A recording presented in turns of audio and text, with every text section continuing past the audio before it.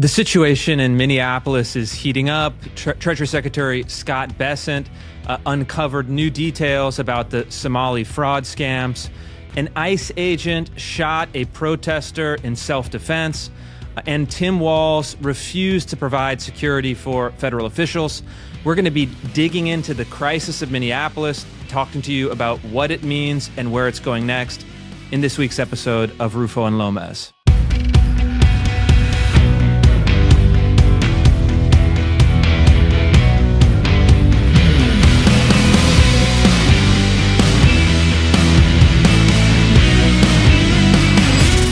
So Lomez, it's another week, and you seem to have contracted another infectious disease.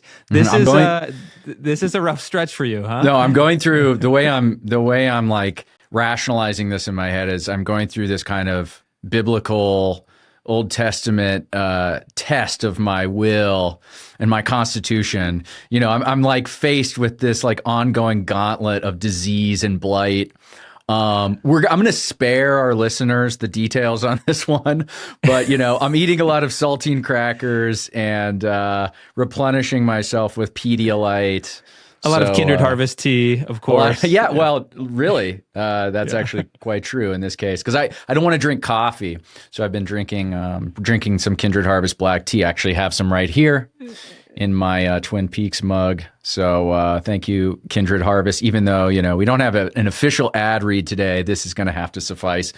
This is one for out of love. Yeah, this is one out of love. So, Chris, enough about me. You were in Minnesota last week. And in fact, I should say, to just set the context, last week we were recording our episode a day early so that you could go out to Minnesota where you were going to be interviewing Scott Bessent. And we were recording during the shooting. So when we got out of the studio, like I saw this news flash on across Twitter and everywhere else, and I thought, oh boy, this is something we're going to have to talk about. But we're going to have we had to wait till today. But Chris, tell us what was going on in Minnesota. You arrived. Part of the context of that was not only this massive ICE incursion, but also Scott Bessent, the Treasury Secretary, was there, who was announcing some actions on the fraud and everything else going on. And so tell us what you saw. Tell us what it was like there. What was the mood on the ground? What did you see, et cetera? Well, the mood on the ground was heavily influenced by the shooting of the 37-year-old woman by the ICE officer, and we're going to talk about that story a little later in the show. But it was high tension, and initially the interview and this event kind of announcing punitive actions and investigations related to Somali fraud was scheduled for the state capital of the state, obviously, in Minnesota. But the governor refused to provide security for the Treasury Secretary. And so I get a calendar invite saying, we're going to this like location way out of town. It was like an industrial facility. And I call and say, hey, what is this? Like, where are we going? Do I have this wrong? Is this not at like a, they're usually at like a hotel or something. Yeah. And it's like, no, because of security concerns, because of the unrest in Minneapolis, we decided to move the event. And so yeah, there was some drama certainly around it. And then the event itself was great. It was essentially the Treasury Secretary announced further investigations into the Somali fraudsters, the flow of funds out of the country, some of which ends up with the Al-Shabaab. And then I think really significantly, and something that he, gave to us in this interview was, they're starting to look at the politicians in Minnesota in a more systematic way because, look, everyone on the ground in Minnesota at this event, state legislators, state observers, they told me, look, the politicians knew this was happening. They enabled it. They were complicit in these fraud schemes. And the real question is, were they doing it for votes with this implicit quid pro quo? Or were they doing it for other more nefarious reasons? And was there any actual, kind of dirty deal that had been made? And again, the evidence there suggests, at least at this point, kind of stupidity, complicity, but there certainly is the possibility for conspiracy. And so that was a great event. And, as we've been talking about on the show, I love putting out a story or investigation, driving the news cycle, Yeah. creating tangible political action. And then the very end point of that process is a victory lap or celebration or honor. And, look, I like Scott Bessent. I've gotten to know some of the guys on his team over the last, year. I think he's, one of the, if not the most impressive cabinet secretaries. I think Marco Rubio's up there as well. Yeah. And he didn't disappoint. Just like you could tell, this guy is a ruthlessly effective operator, understands financial markets, understands politics. Another A+ pick for the cabinet. Yeah, absolutely no nonsense guy, like a total killer, as Trump might say. But I have so many questions here because one, and I'll just start there, but let's pin this, come back to it in a minute. Bessent seems to me like an unlikely figure in this entire sort of ecosystem of Trump world and who's become prominent in this world. He's not the guy on paper you would have picked, 2 years ago, let's say, to take such a prominent role here.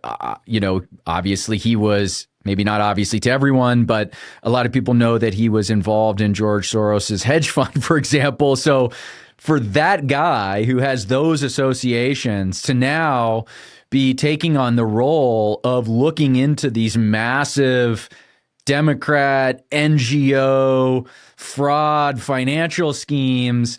I mean, it may be the case there's no better person who could do that work, but I also wonder, how does a guy like Scott Bessent end up here? It's a little bit of a mystery to me. So actually, yeah, let's just go there. Do you have any insight into this? How does Scott Bessent end up as Donald Trump's Treasury Secretary?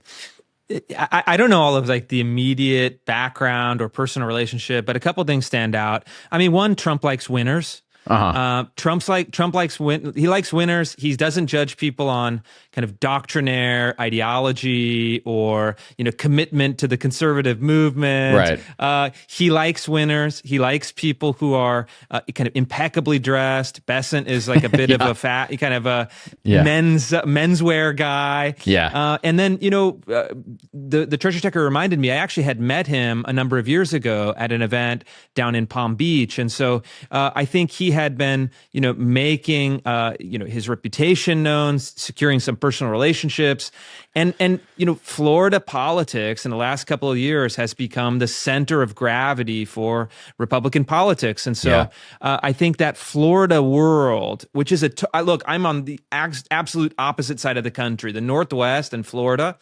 Culturally, geographically, aesthetically are in complete opposite camps. But Trump is a Florida guy. He's a Mar-a-Lago guy. He's a Palm Beach guy. He likes that set.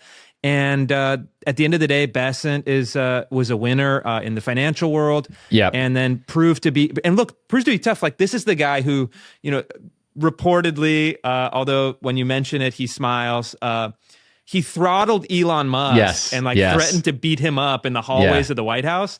Yeah. And so you got to think man, you're going to throttle the richest man in the world. You have to have some cojones to even contemplate doing something like that. But you could also tell when you asked him that question in the interview, how diplomatic his response was. You had some very high profile disagreements with Elon Musk, who was running Doge.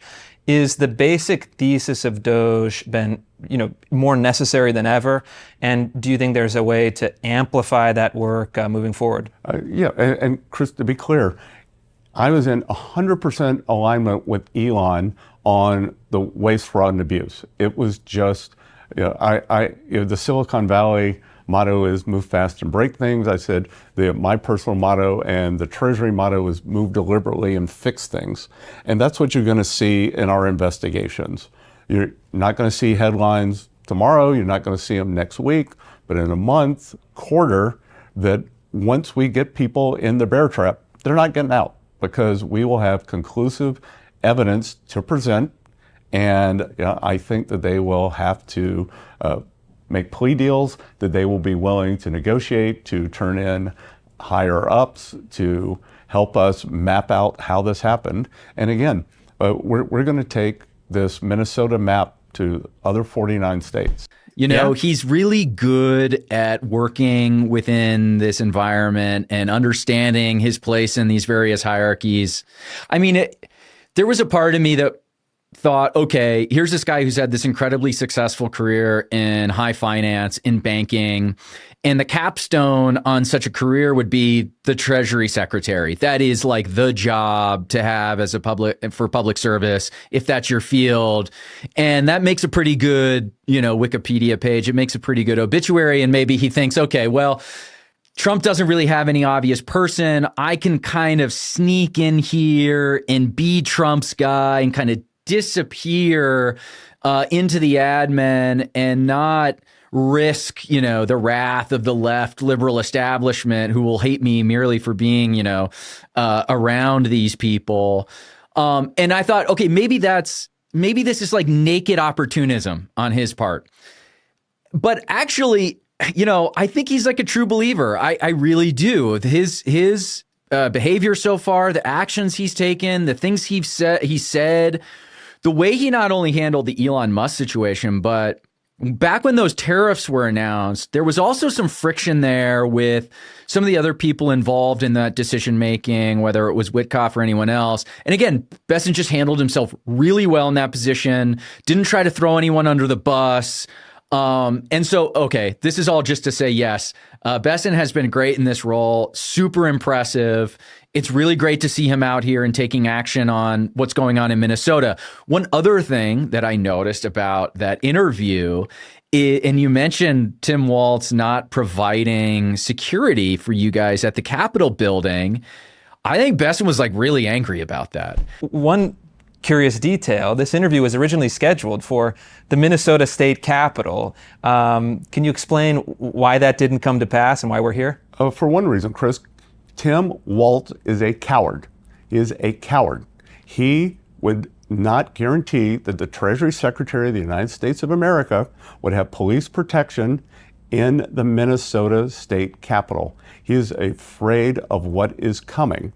And he's not going to be able to hide behind this curtain because we will get there. And I don't have to go in the Capitol building to investigate him.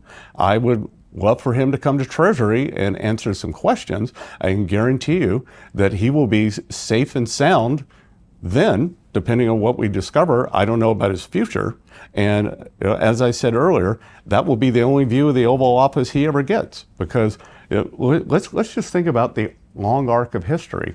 The suppression of this story is this guy got to could have been one heartbeat away from being president of the United States. And when we don't have a functioning mainstream media and great independent journalists like you, citizen journalists who go out and do the investigative work, because the people who are supposed to be doing it don't do it anymore. And now you're in this situation, if you're Tim Walz, where you've pissed this guy off because you've slighted him in this way. And he seems like really determined to do something about this. And without saying precisely that he was going to, put Tim Walz in an orange jumpsuit and throw him in a federal prison somewhere, that was like not so subtly implied.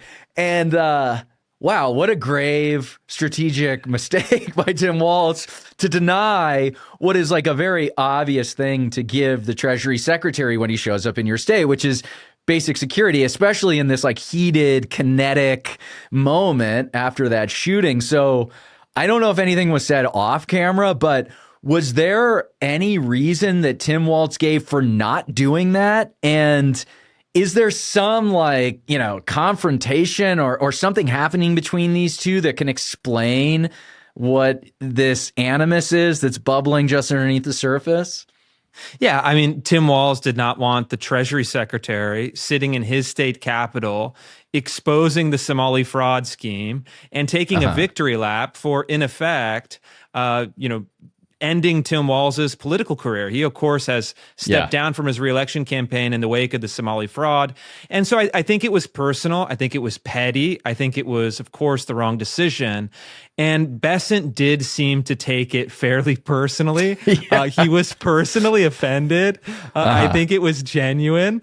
And one interesting detail, because we were there early and setting up and getting ready, the Treasury Secretary is the only cabinet secretary that has Secret Service protection because the Secret Service was originally part of the Treasury. That's right. That's why the Secret Service still investigates financial crimes, like counterfeit fraud, bills and everything like that. Counterfeit bills. Yeah. And so, the secretary was well taken care of, had great security.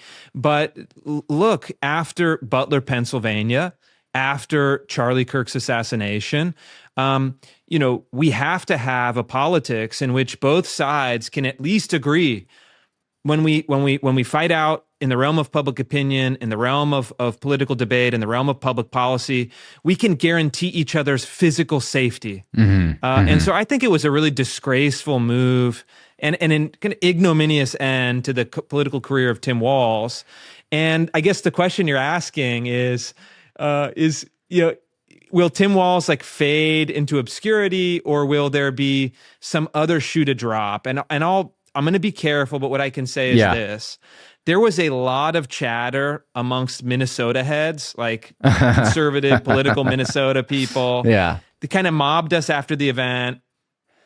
And man, aren't allegations that I can state publicly at this point, but what I can say, at least cryptically, is there are a lot of credible accusations from credible people about many of the Democrat, political elites within the state of Minnesota, that if I were them, meaning if I were some of those high-ranking Minnesota Democrats, I would be very worried about the federal government peering into my finances or opening investigations or even talking to some of those people. And one thing the Treasury Secretary announced in our interview was that he was going to be kind of releasing some funds for bounties to try to get some of these Somali fraudsters to rat on their compatriots and potentially rat on political figures in Minnesota. And so, the trap has been set. I know other reporters are sniffing around. Apparently, Matt Taibbi, our friend and colleague, has been working on a story. And so, I as a media guy, this story has lasted a number of months. We've been talking about it. But it might not be over. And so we'll see if some of these reporters can get the goods, and then we'll see what happens after that. That's amazing. Okay, I know you can't provide details here, so I'm not gonna try to twist your arm to give us precise details. But my hunch would be that when there's fraud schemes like this, basically what's happening is you have a straightforward sort of patron-client relationship. The Democrats are relying on votes from the Somali community. And while the Somali community is relatively small, if they are organized well enough and are willing to vote as a bloc, which they are, obviously. This is why, Jacob Fry speaks in Somalian when he gives addresses to, his Minnesota constituents, that you can provide them basically with the opportunity to take this fraudulent money in exchange for votes, but this is all done in a kind of tacit way. In other words, it doesn't have to be explained that this is what's going on. You don't have to ever write in an email or even have a phone call where the specific quid pro quo is ever articulated.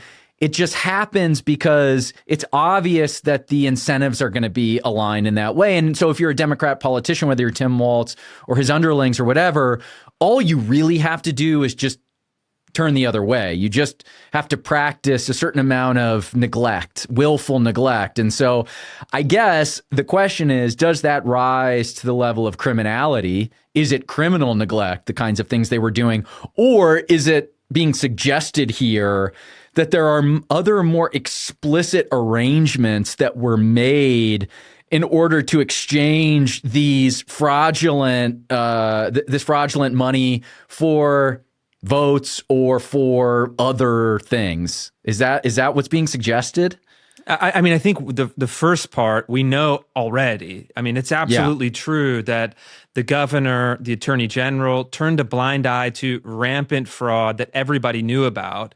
You know, in that room at that time, it was like a cathartic experience for people because they said, you know, in effect, this was an open secret for 10 years. Everybody knew about it, but we didn't really feel like we had the power or the clout or the prestige to bring it into the national consciousness to drive results. And because the Dems had controlled the governor's mansion, had controlled the attorney general at the state level, there was no mechanism to get real enforcement.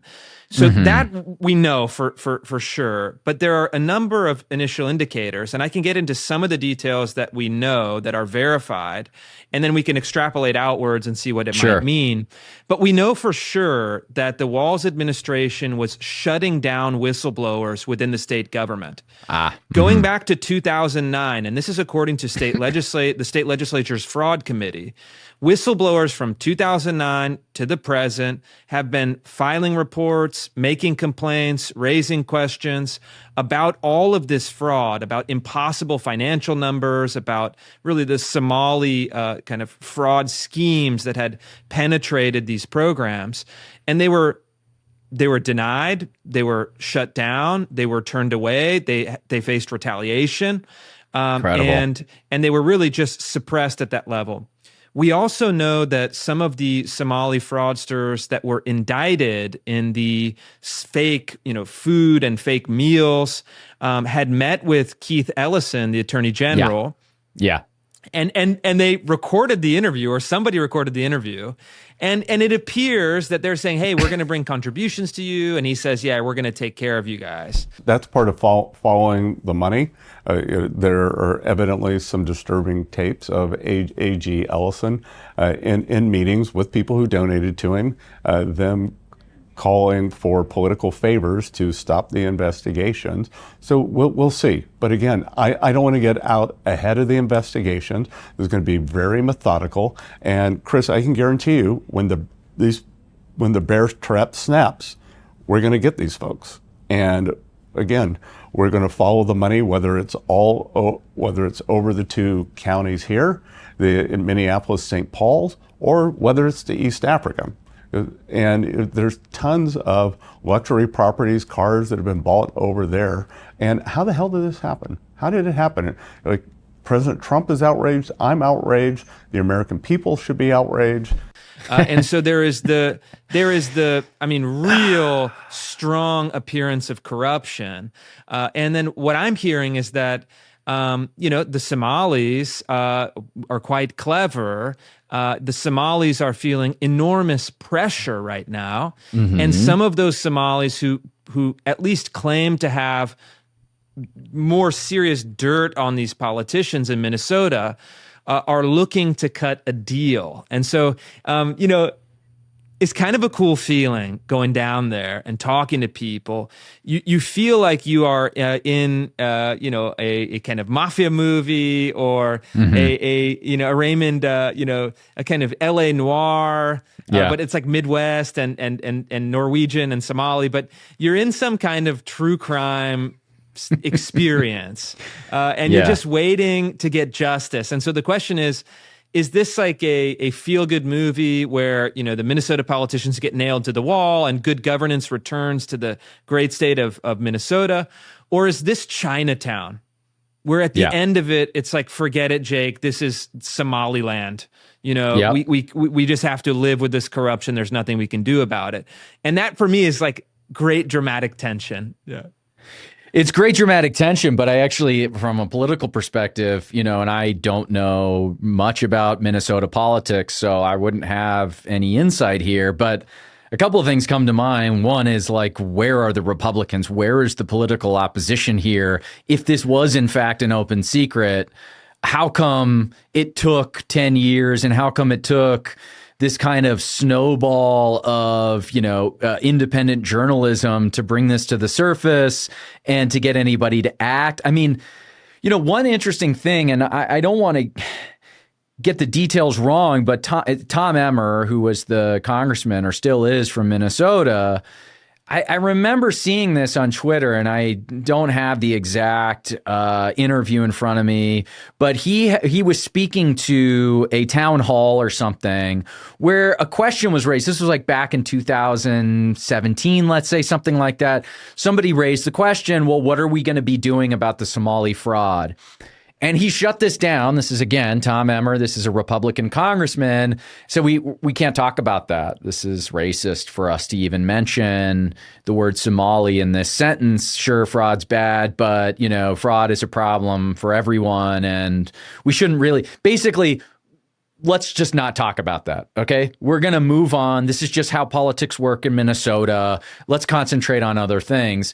And so I guess my question to you is, having been there, and I know it's for a brief moment, you only spoke to so many people, and there's some kind of selection bias based on who was at this event, but has the attitude changed? Is there now some appetite among Tom Emmer or the Tom Emmers of the world to say, okay, that was a mistake. We screwed that up. We were wrong in our moral reasoning there, and we fell in thrall to this kind of moral cudgel. Like we were beaten by the threat of being called racist or something, but we now realize we actually have to stand up and do something, and we're willing to go do it.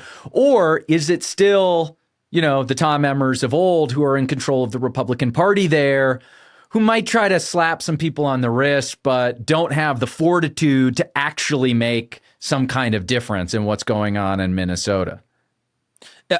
I think you hit the nail on the head. And look, there were, you know, say, I don't know, 8 or 10 state legislators in the room. There were sheriffs from the various, jurisdictions around Minneapolis. So I think in my conversations had a pretty good sense of the Republican or conservative political class. And look, I think they would admit, and this is something that we talked about, that Minnesota has that culture of Minnesota nice. It has that reserved, you know, let's say Scandinavian culture, very polite, you know, hesitant to criticize others, certainly a fear of being called racist for criticizing Somalis in particular. And I think they recognize that. They see that it was a mistake. And one person described it to me this way. He said, you know, we were all looking for permission to make this public criticism. Like we needed a prosecution or a president or the national media. All of us knew what was happening. We were scared to be the first ones to really make that accusation for all the reasons we're talking about. And we were just kind of looking around, hoping that someone would, you know, essentially save the day. And the attitude in the room was really funny because it was essentially all these people saying, Secretary Bessent, President Trump, please help us. We're incapable of solving this problem on our own. We're totally over our heads with this stuff. We have relatively little power within the state, and they don't have leverage. They don't have subpoena power. They don't have the power to launch investigations. And so you really get a sense, and this was kind of interesting to me, was you have almost a one-party state in Minnesota. And when you have a one-party state, you can strike all of these corrupt, or at least in spirit corrupt, schemes, and your opponents have very few avenues for recourse or to even dispute them. And so, you know, I think part of it is fear. The old guard Republicans, you know, wanted to, you know, have the kind of nice message. And then now I think the fear is gone, but now they're searching for leverage. And they're not exactly sure how to get it, and they're grateful for the administration for taking an interest. Yeah, that's interesting. And I guess my last question on this, and you know, I'm seeing some of this on my feed, but I'm wondering if there's some nuance that you're seeing when you're on the ground there, which is, okay, what are the Democrats like? How are they responding to this? How is the left putting up an effective argument? Because this is so brazen. It's like, it's actually unbelievable how transparent and brazen it is. And I saw like another one of these Nick Shirley videos. I think it was yesterday or 2 days ago. This time he's going around, same guy he's with, this guy. Is it Dave? Is it Dave? David was there. He was at this event with the Treasury Secretary. Okay. Beautiful. Yeah. Boomer David. Love you, Boomer David. You're American hero. So it's Nick Shirley and Boomer David going around to these medical transportation companies, total obvious scam. And it's so funny because there are these vans that drive people during non-medical emergencies to do whatever. So, you're an old person and you live somewhere where you don't have access to like a grocery store. So somebody comes and picks you up. It's like, fine. That's like a good service to have. But there's like thousands and thousands of these in Minnesota, way in Minneapolis, way in excess of your actual need. And they do almost no work at all, as it turns out. Just this total corruption, just brazen, transparent corruption, as I mentioned. And the Democrats or the left's like liberal response to this is something like, it's not happening. And yes. Okay, maybe it's happening a little, but we already knew that. Actually, we already knew all this was happening and we're taking care of it, so it's fine. You all can just like go home now. Like, we know there's some corruption and there's corruption everywhere, and corruption anywhere is bad, and we want to get rid of corruption, but you guys aren't actually telling us anything new, and we're working on this, and we have been working on this, so you could just pack up your things and go home. Everything's going to be fine. And also, it's not happening. Okay, it's like it's this weird combination of those two things. So is that working? Is it effective? Is there some other more meaningful tactic that they are applying to this to try to sort of soften the push by Republicans, national Republicans and local Republicans, to displace these people from power? Is there like a real sense that there's a sea change coming where all of a sudden you're going to take this one party dominated state, and now all of a sudden you might now see some Republicans actually take power? Yeah, what's happening on the ground is really interesting. I think you're correct. The Democratic counter argument has been, this isn't happening, and you're racist for noticing that it is in fact happening. And so they make both of those arguments simultaneously. They contradict. It's hard to make. And they're both losing, right? Because the fraud is so obvious. It's so extensive. We have criminal convictions. We have the Treasury Secretary saying, look, it could be billions upon billions of dollars that have been stolen. You have these videos. And so you can't really deny the fact. The charge of, oh, you're racist for noticing that, according to some estimates, 1% of the population, Somalis, is committing 90% of the systematic fraud schemes in the state of Minnesota. Like 190, that's like an extreme statistic that kind of begs to be noticed. Not great if you're if that's if that's the denominator. But I think what the Democrats are doing is actually quite clever. Beyond the rhetorical argument with it, which is bogus, their calculation right now is this: we're going to force Walz to step down. I'm told that he did so really against his will. The Democratic machine just said, "You're out, get out, or we're gonna hammer you. You're done. You're compromised. You're tainted by this, the failed presidential campaign, plus the Somali fraud." And they're going to try to just switch the seats at the top and hope that this fraud scheme sticks to Tim Walz, not to the Democratic Party as a whole. And, the sad thing, though, is Republicans were not confident that this is going to be a big wave for them coming up. And so Democrats still institutionally dominate the state. And so I didn't sense a confidence coming from the Republicans. I didn't sense, that this is going to cause an electoral wave. But it could. I guess we'll have to wait and see. And so that will be an interesting thing. And I guess the next story I want to talk about is something I really want your take on, which is this ICE shooting. Like you said, you saw it when we were recording last week, but give me a sense of like what happened, how you saw it, how you went through the footage, and have you drawn firm conclusions about this, or are you still open for new evidence? I mean, I'm of course open to new evidence, always open to new evidence. I would never close myself off to new evidence on anything. And I think like any sensible person would say the same.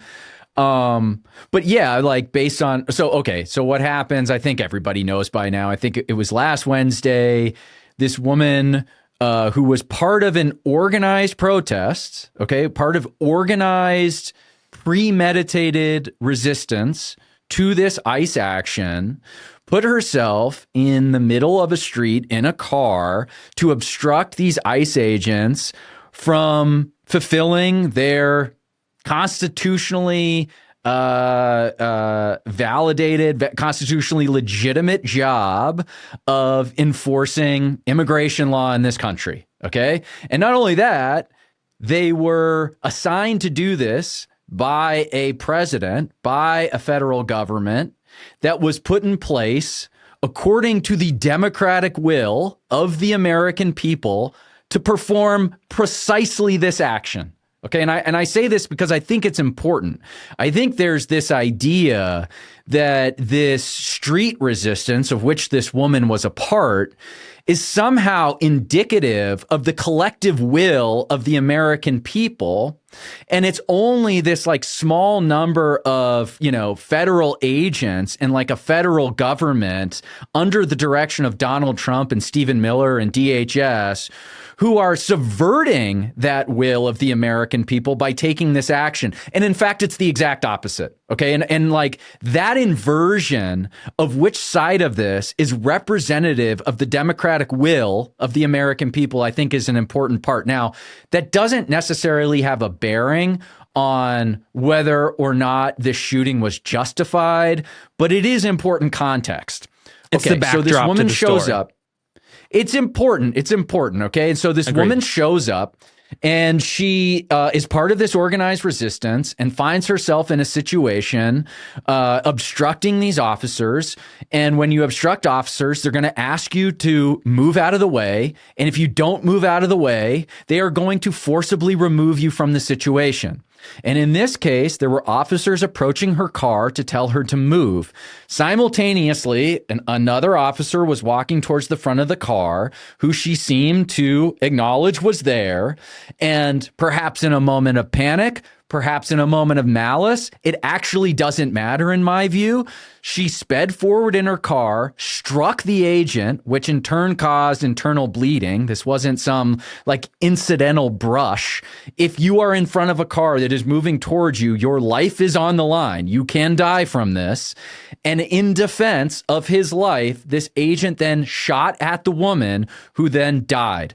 A tragic, unfortunate event, but a foreseeable one, and one that was precipitated directly and solely because of the actions of this woman. So, in my view, it is very clear and unambiguous that she was at fault, that this officer was acting in a justified moment of self-defense.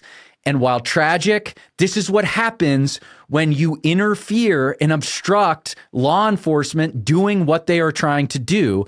And everybody knows that. That is understood. So for us to try to like draw some exception here, I think is dishonest. And by the way, I'll just add this one last note before you're getting your take on this, reflects the kind of fantasy world that these protesters are living in, where they believe they have some kind of immunity, not just from the consequence of their actions. It's because they're good people, Lomez.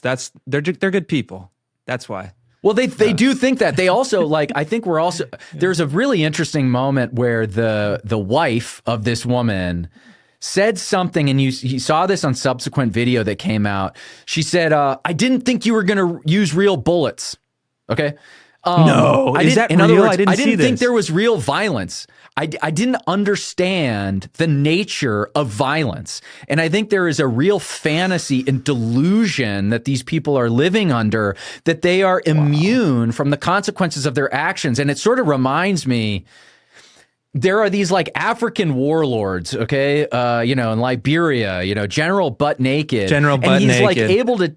General Butt Naked, and he would tell his soldiers, you are immune from bullets. Okay, I'm going to cast this like magic spell on you, and you're going to go out to war, and you're going to be immune from the bullets coming at you from your adversaries. And these people that, unfortunately, it was kids a lot of the time, they would believe this, and they would be under the spell of drugs and other things. But nonetheless, they would go into this kinetic action where their life was on the line, believing they were immune. And I think a lot of this same psychology applies to these, liberal, middle-class, suburban women who step into these situations of kinetic violence with no understanding of what that entails and completely delusional about the consequences for interfering in this action. Okay, that's what I have to say about that for now. What was your take? Yeah. My take was interesting, and it evolved over the, 24, 36, 48 hours as different video clips emerged on the timeline that we were watching and tracking. And it's so interesting because there are probably two or really three angles of this incident that revealed, I think, in some ways, a totally different conclusion if you looked at them in isolation. Mm-hmm. The first video was the video from the back, and it didn't really look like the officer had been hit by the car. It looks like she kind of turned. And then you actually see, no, she had spun her tire when she was going straight towards him. That creates noise. And as an officer, the perception is, hey, this person is gunning the engine right at me. So there was ambiguity there. Then there was a far shot from the other side that showed unambiguously the officer was not just brushed, but really shoved back pretty quickly, pretty violently with sufficient force. That told me, okay, well, I mean, he's getting hit by this car. And yes, she's veering, but she's hitting him head on sufficiently where he's getting pushed back and is shooting through the front. And then there was the other angle, which is apparently the officer's cell phone camera, which was the third angle to come out, that then you actually get the full context of the story. You see that this individual, Renee Good's wife, is taunting the officer. Yeah. And then you hear the wife on the other side telling the woman, drive, baby, drive. Out of the car. Get out of the car. Get out of the car. Whoa! So she's instructing her to drive a car that has an ICE agent who then draws his weapon right in front of it. And look, it's a 37-year-old woman, it's a mother. The expression on the driver's face throughout the video was laughing, smiling, enjoying herself. And this kind of radical discontinuity or opposition between appearance and reality, persuasion and force, whatever pair you want to take, was actually really hard for me to watch. And while I think from a legal perspective, as far as I understand it, hey, look, you drive your car at a police officer or an ICE agent or an FBI agent, you are now assuming the risk of getting shot, period. That's just how it works. And the bullets are real.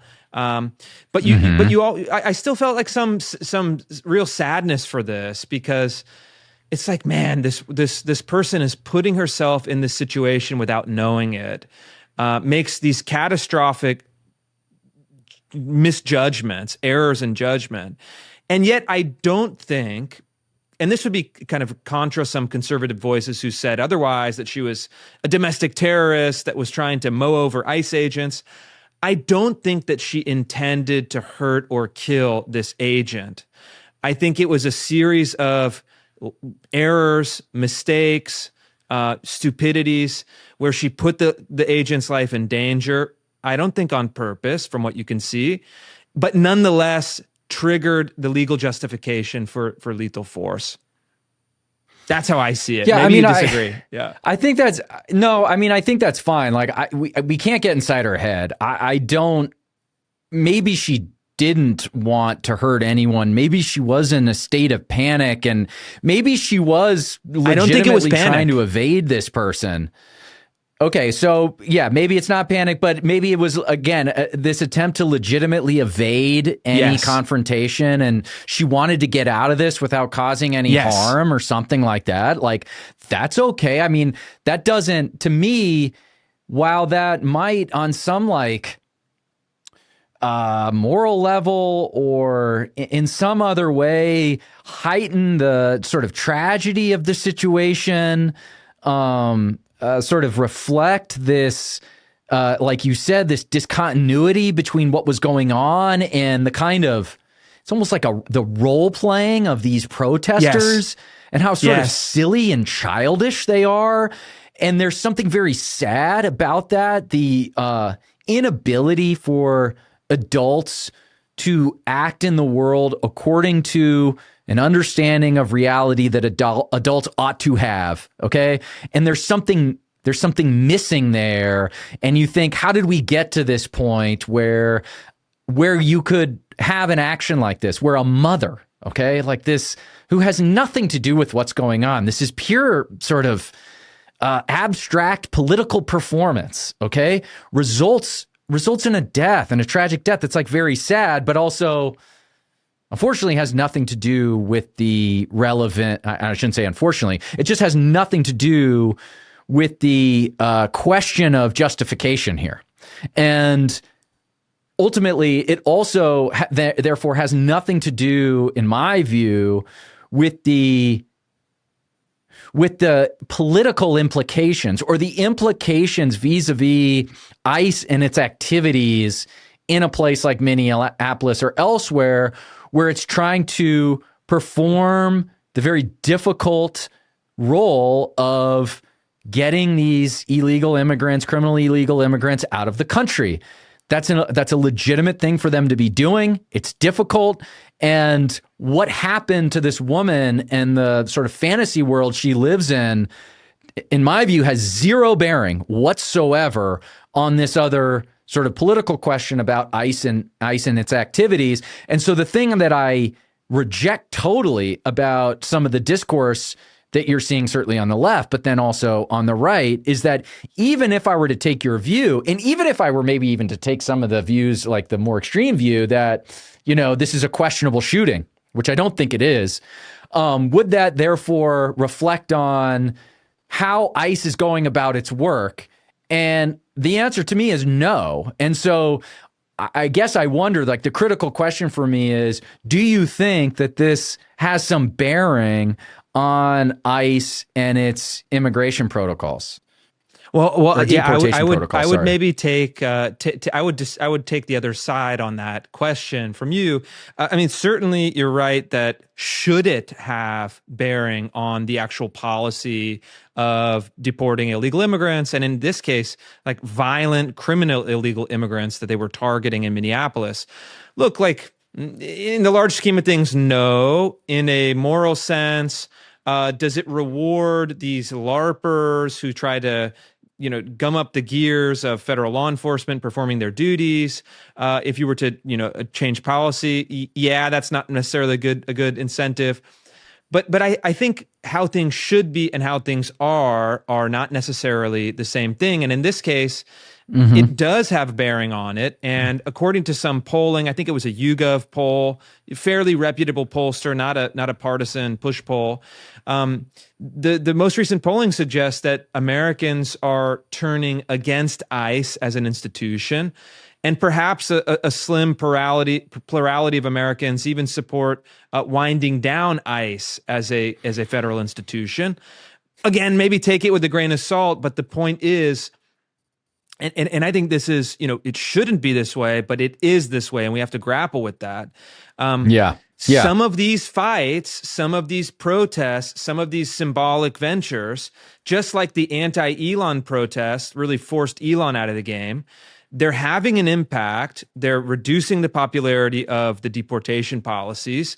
And we can't ignore that. As much as we should say, hey, that's not fair, or that's not how it should be, that's how it is. And so what do you do in that case is the next question. Yeah, that's super important. And I agree that is the relevant question, which is from a standpoint of, does this get us closer or further away from the goals of ICE and of these deportation measures? In other words, does this action create enough public backlash that it will be harder to carry out these activities in the future? Will this potentially cost Republicans elections? And certainly if a Democrat is put into office and is making decisions about, who's running DHS and whatever else, we can be sure that these things aren't going to happen. So yeah, it's a legitimate question. The political question,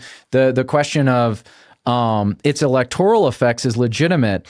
I guess You know, when we were talking with Mark Krikorian, the line that I love, I keep coming back to and over again, that he said about this was, the American people support everything short of action. Okay. And this was a really insightful sort of aphorism that he provided us. And there's some truth to that. And so then the question is, well, if your political goal is action, how do you get through that impasse? How do you get them to take on the inevitable consequences of taking action like this? And so, you know, I don't think this is dissimilar in some way to how the left responds to police violence. Okay. And what they mean by police violence is just any interaction that ends poorly. And sometimes it's for, you know, people who don't deserve to get hurt. Okay. That happens. And when they're in a country of 350 million people or whatever it is, there's going to be enough police encounters every day that just the law of large numbers says that some of these are going to end badly. And we can either just live with the fact that some of these encounters are going to end badly and look bad, or we can choose to just not have police do their job. And the left over the last, you know, few years, certainly let's say since 2020, have come up with this idea that you don't need the police. You can defund the police. You can just let criminals do their thing. Well, it turns out the American people don't want that either. They want the police to do their job. And I believe they also want ICE to do their job as well. And I think part of this falls on the media, and I would even put ourselves in this category, to explain that the law of large numbers means that some of this is going to look bad. And in a country where we're trying to deport X million number of people, you're going to have encounters that look bad. And when everybody has a cell phone, some of these things are going to play poorly on social media. And we just have to be comfortable with that happening, or if not comfortable, understand that it is a necessary consequence of taking action. And when, I would add, there is some obvious and clearly demonstrated malicious action by an ICE agent, when they're doing something that is not justified by the behavior either of the person they're trying to catch, or in this case with an agitator or demonstrator or whatever, when they're not acting in a justified way, when they are acting maliciously, when they are not taking the full responsibility of their office into consideration, and they're not acting prudently, those people have to be dealt with in a harsh manner. There has to be discipline imposed on the officers as well. So I'm all for that. It can't be that officers, the ICE agents, have total impunity either.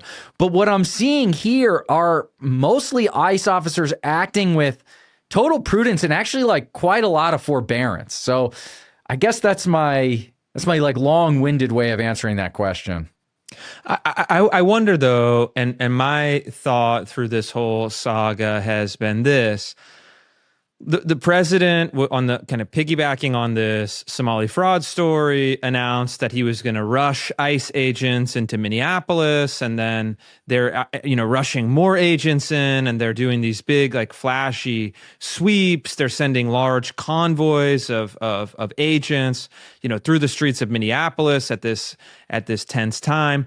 And my sense is the calculation, they're putting out these memes like on social media that are very provocative, very edgy, very, very kind of high intensity. And my sense is that the strategy from the administration is, we want to be very visible. We want to be very confrontational. We want to bring the fight into the city of Minneapolis.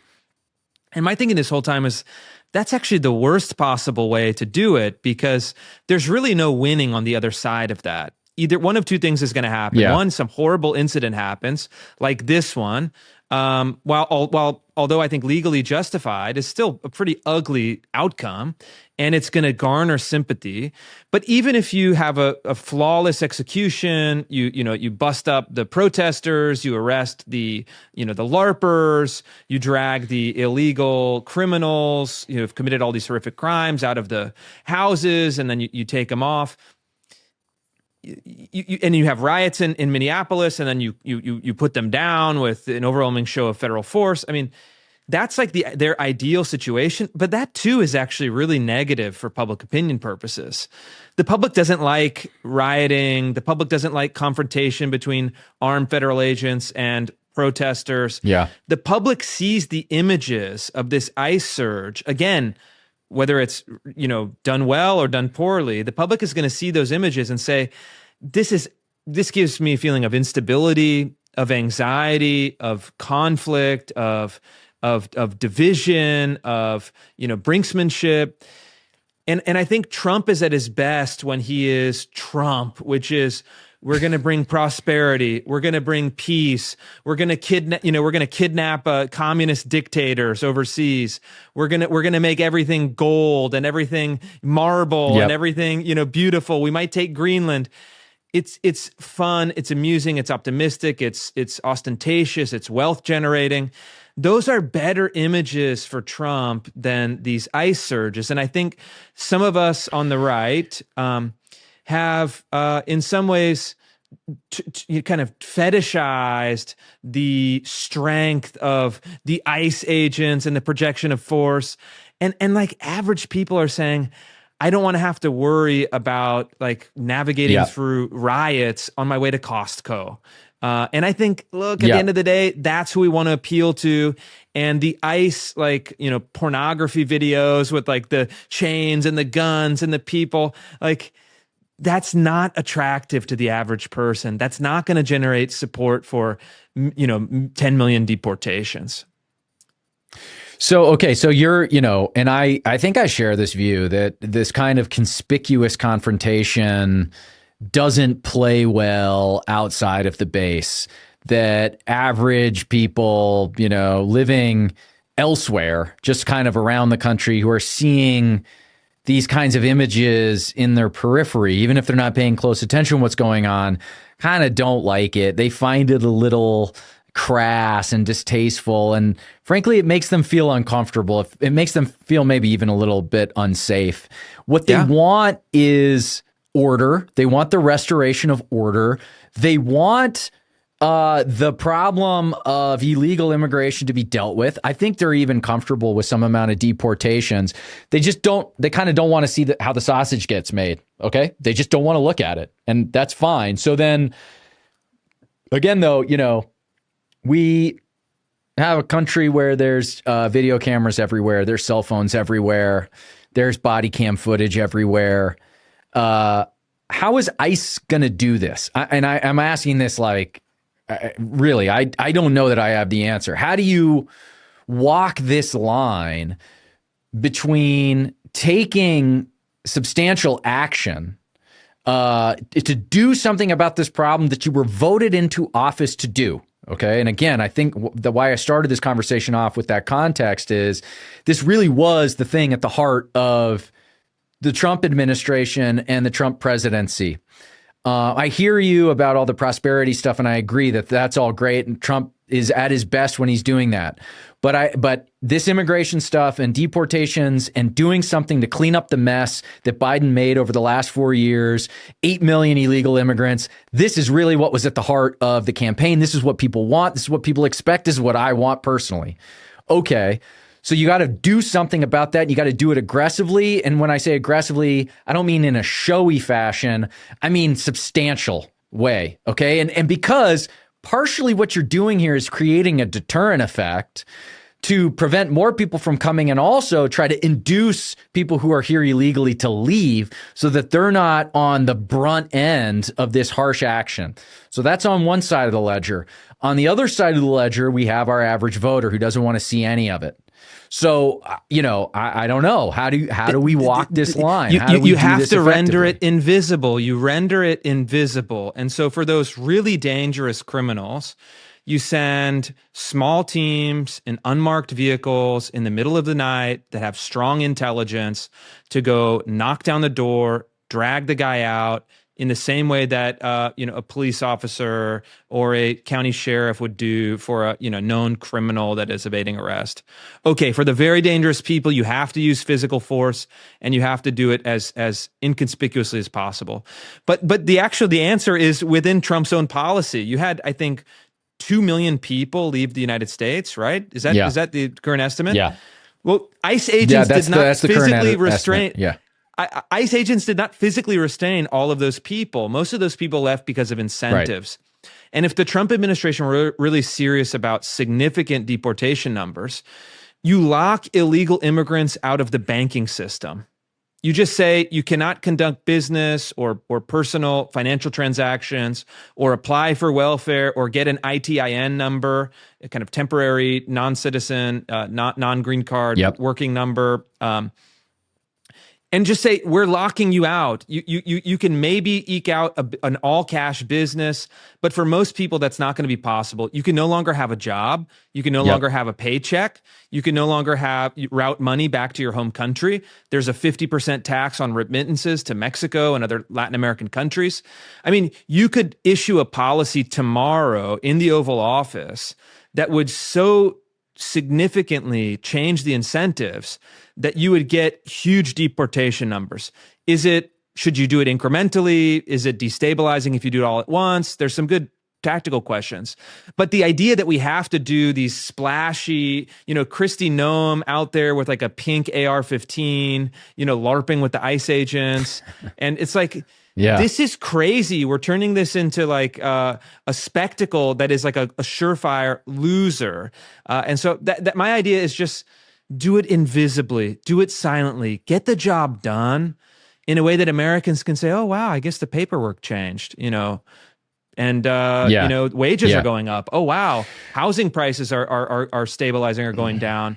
This is fantastic. Let people feel it, feel the benefit rather than see the pain. I think that's going to be a better approach. I think that's right. Let me just end by saying, because I think there's some disagreement here between us on this. I saw, for example, Mehmet Oz, he announced this investigation they're doing, $1.8 billion worth of Medicaid fraud to illegal aliens across some number of states. And it's like, once you just pull those funds away, once you pull these benefits away, a lot of these people are just going to leave. Once they no longer can just, enjoy the benefits of United States largesse without having to contribute anything themselves, they're probably just going to go back to wherever they came from, or at least in some good number. You got to make it uncomfortable for them to be here. I agree with that.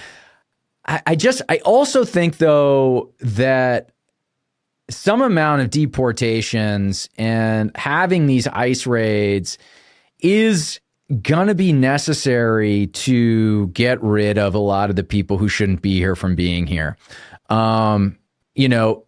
It'd be nice to make it as inconspicuous as possible. I think I basically agree with you on that.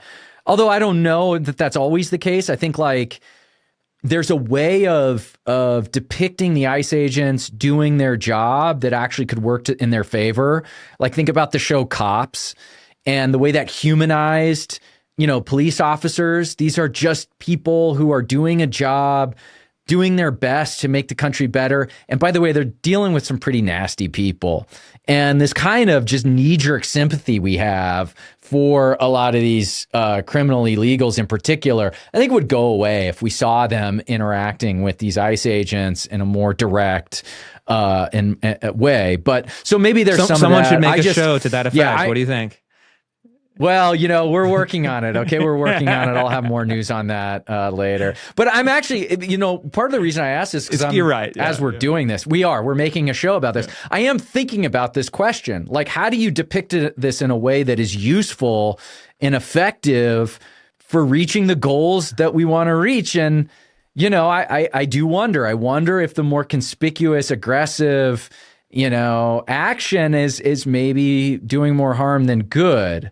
It's an open question. So and it's I'm sure useful we'll it's useful to get that feedback. Yeah, I'm sure we'll get back to that, and I think over time we'll know the answer. Okay, so last item, the great Dilbert cartoonist, political prognosticator, and Twitter mutual to both of us, Scott Adams, has tragically passed away from cancer, and Scott was a real one, great person, so insightful, funny, and so like, what are some memories? And he lived right where you grew up. He's an East Bay guy. What were some of your memories of Scott, and how can we honor him after his passing? Well, I saw there's a few things I want to say about this. I saw a New York Times headline. I think it might have just been a tweet, but it was their obituary. And it's like, Dilbert creator. But then it said something like in the headline about how at some point he made racist remarks and how this like had stained his career permanently and his reputation. And what they mean by that is that this guy became a Trump supporter. And it was really interesting to me to see this is a perfect example of what, Curtis Yarvin calls the cathedral, where they are using their power of narrative making, of history making. And in this case, it's sort of the official obituary of this guy, in order to discredit him and make some kind of almost formal moral judgment against his character for the sin of having defected from being a good liberal, sort of an acceptable social and cultural figure, to this pariah. And what made him a pariah was supporting Donald Trump. And what this reminded me of is like, how did I first become aware of Scott Adams? It was when I knew him as like the Dilbert guy, but he was just this sort of like vague figure. He didn't really mean much to me. When I was teaching at UCI, I taught a class on political rhetoric. And I did this at the tail end of 2015 and into 2016 during the election. And the point of the class was just to demonstrate how Hillary and Trump and their surrogates were talking about certain issues and the kind of language they used as a way to reflect certain emotional cues in their audience. And I used to teach Scott Adams during this class. I would teach his old blogs, and, he was early on, like one of the first guys to say that Trump was going to win. It was in August of 2015 that Scott Adams predicted that Trump was going to win. Didn't he say something like he has a 99% chance of winning? He said something outrageous. Yeah. Yes, it was outrageous, totally outrageous. Yeah. And he was what was interesting, so his rationale for why Trump would win was because Trump was speaking in this very high rhetorical, persuasive fashion. He called Trump this sort of master persuader, and he used his expertise, Scott Adams did, as a hypnotist in order to explain to people why Trump and how Trump was using these like verbal tricks in order to manipulate and persuade people. And he used to call Trump he said Trump was bringing a flamethrower to a stick fight. It's this very vivid image. You can imagine Trump, he's engaged in this war with these other politicians, but he's got the flamethrower and they're all fighting with sticks. Of course, the flamethrower is going to win. And what Scott Adams was doing with that 99% thing is the exact, tactic Trump would use, where he used this like high verbal style, this sort of hyperbole to fixate people, to anchor them to an idea that defies their expectations. And so, okay, there's so much to say here, but he was the first guy I can remember outside of the usual sort of political punditry that was convincing people that Trump was a serious candidate that they had to take seriously. And this actually, I think, convinced a lot of people to vote for Trump who otherwise would not have. And I think Scott was taking a massive reputational risk to do this.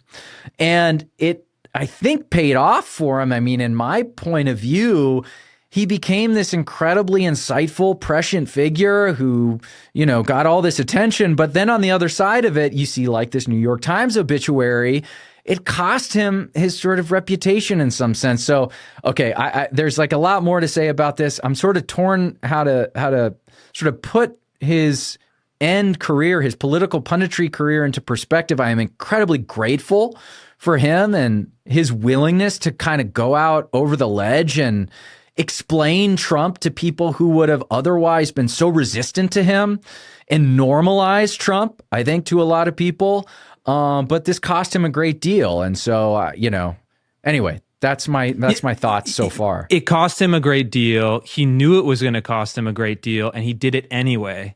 Yeah. And I think that's the point about Scott, is he did it anyway because it was the truth. He wanted to say it. He you know, put his own interests aside. He thought it was the right thing. And I remember those blog posts during the 2016 campaign. Somebody sent them to me, and I was like, what? Yeah. It's the Dilbert cartoon guy? But I felt like during the campaign, he was the only person saying something smart about Trump. And then the only other person was Michael Anton with the Flight 93 essay. And so the rise of Trump, at least in our world, kind of writing, analysis, literature, whatever, it was Scott Adams, like from out the gates, man. Scott Adams was there like early and traced the whole thing. And then at the very end of that race, it was pseudonymously, but it was Michael Anton with his Flight 93 essay. And those two pieces of writing, I think, remain the keystone to understanding Trump and especially the rise of Trump. And Scott was great. And Scott, you know, like he had like quirks and idiosyncrasies, and was, like sometimes he would say stuff. It's like, what are you doing? I remember one time he said like, I'm going to vote for Kamala to ensure my physical safety. And then he's like, it was identifying as a black woman. I can't remember, like just like off the wall stuff where you're like, this guy's like a madman, you know? But then you remember it's like, oh yeah, he's a cartoonist. And to be a cartoonist, you have to be not only funny, but you have to be willing to entertain the most absurd ideas. And so on all those counts, I just appreciate him. Appreciate 10 years, right? 10 years in this new world. Yeah, sorely missed. Yeah. And you know, I think as far as inspiration too, is Scott did a lot of different things in his life and was very successful at many different things. And so I think he teaches us through his experience and through some of his writing, go do that next thing. Go challenge yourself. Use your unique skills, even if you don't think you're the best at whatever, to try to do something good for the world. And so, Scott, we miss you. And, I think he converted to Christianity at the end, which is another thing. I was just going to say, you're talking about like all these things he would say, and sometimes you wonder, does he actually believe these things? And if you go back to those old interviews, and this is why actually I think he's more important than Mike Anton. He would go on like Bill Maher's show or wherever, or CNN, and right out the gates, he'd go, I just need everybody to know I'm a liberal. Okay. Like you, I'm a liberal. In fact, I'm an extreme liberal. He used to call himself an extreme liberal. And, was he being truthful? Like, I actually don't know, like maybe a little, but so he was being like sardonic, but he was also like anchoring this. The thing is, it worked because it would let the guard down. Like Bill Maher would you could see it in his eyes. You go, oh, good, you're like me, so like I don't have to be confrontational with you, and now I can listen to what you're saying about Trump without having that sort of instinct for resistance and like doubt, and I want to challenge you. So he was so good at this, and that deathbed conversion is like, I don't want to say it's insincere. Maybe it's totally sincere. Okay. I really mean this, but also it's like, it's perfectly in line with the kind of person he was and this sort of character he was. And I find it very endearing. And, look, if it was good enough for John von Neumann, who also famously converted at the very end, why not Scott Adams? So a fitting end to a beautiful, interesting life. I really like him. He's this kind of character in American life. It's unique to American life, or seems unique to American life. I just love personalities like this. And we were all better off for having him around. I think, I feel that very strongly. So to Scott Adams, to his family, the people who knew him best, Godspeed and God bless him, truthfully. Yeah, I agree. And look, I think the deathbed conversion, even if there was some kind of Scott Adams irony or absurdity, I hope it was genuine. And, I think he was a good person at the end of the day from what I knew about him, from what I knew, in talking with him. He genuinely seemed to care about others, genuinely seemed to want to help people succeed in their endeavors. And so, he will be sorely missed. He was one of the real ones. And so, we celebrate him. And so, we'll celebrate him and I'll see you next week back on the podcast. Yes. All right. See you, Chris.